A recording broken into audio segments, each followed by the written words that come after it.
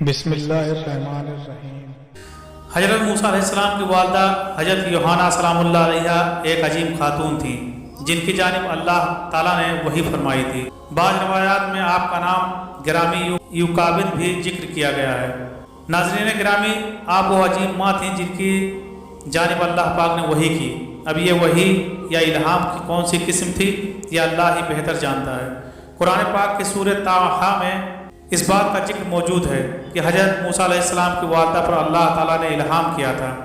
آپ کے شوہر اور حضرت موسیٰ علیہ السلام کے والد کا نام عمران تھا۔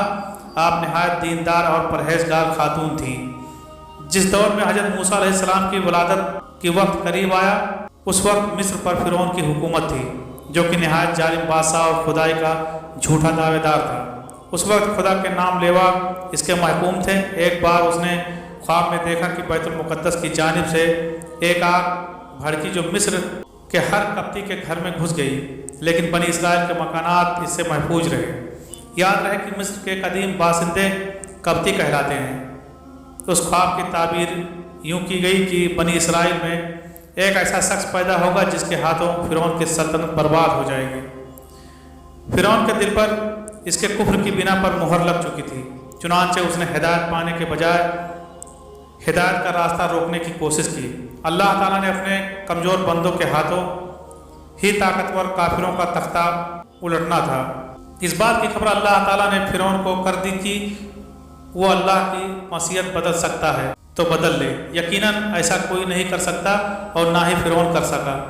اس نے اپنی سلطنت میں ہر سو احکامات جاری کرا دیے کہ بنی اسرائیل کے بچوں کی سرکاری طور پر دیکھ بھال کی جائے۔ اگر ان کی لڑکی پیدا ہو تو ان کو کچھ نہ کہا جائے، اور اگر لڑکا پیدا ہو تو اسے قتل کر دیا جائے۔ اس طرح بنی اسرائیل کے ہزاروں بچے قتل کر دیے گئے۔ ان حالات میں حضرت موسیٰ علیہ السلام دنیا میں تشریف لائے۔ جب حضرت موسیٰ علیہ السلام پیدا ہوئے تو ان کی والدہ کو بھی اس بات کا اندیشہ تھا کہ فرعون ان کے بیٹے کو بھی قتل کرا دے گا۔ اس کے لیے اللہ تعالیٰ نے حضرت موسیٰ علیہ السلام کی والدہ کو الہام کیا۔ سورۃ طٰہٰ میں ارشاد پاک ہے، اور ہم نے تم پر اور ایک پھر بڑا احسان کیا ہے جب ہم نے تیری ماں کو وہ الہام کیا جو کیا جانا تھا کہ اس صندوق میں بند کر کے دریا میں ڈال دے تو دریا اسے کنارے سے لا ڈالے گا، اور میرا اور خود اس کا دشمن اسے لے لے گا۔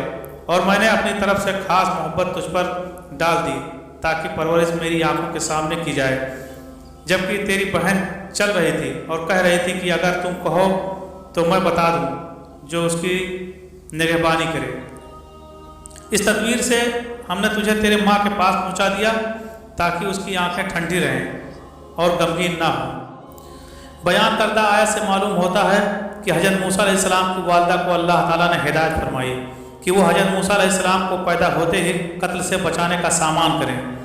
حافظ ابن کثیر تفسیر کے مطابق حضرت موسیٰ علیہ السلام کی والدہ کو وحی کی گئی کہ وہ ایک صندوق بنا لیں اور بچے کو دودھ پلا کر اس میں لٹا کر دریائے نیل میں اس صندوق کو چھوڑ آئیں تاکہ فرعون کے ہر کار سے اس بچے کو نہ پا سکیں۔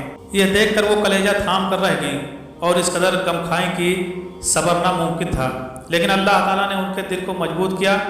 حضرت موسیٰ علیہ السلام کی بہن جو اس وقت نوعمر تھیں، صندوق کو پانی میں بہتا دیکھ کر اس کے پیچھے پیچھے چلتی رہی۔ صندوق پانی میں بہتا ہوا فرعون کے محل کے پاس گزرتا ہوا وہاں رہنے والے غلاموں کنیزوں نے تجس میں آ کر اس صندوق کو اٹھا لیا اور صندوق کو حضرت آسیہ زوجہ فرعون کی پیش کیا۔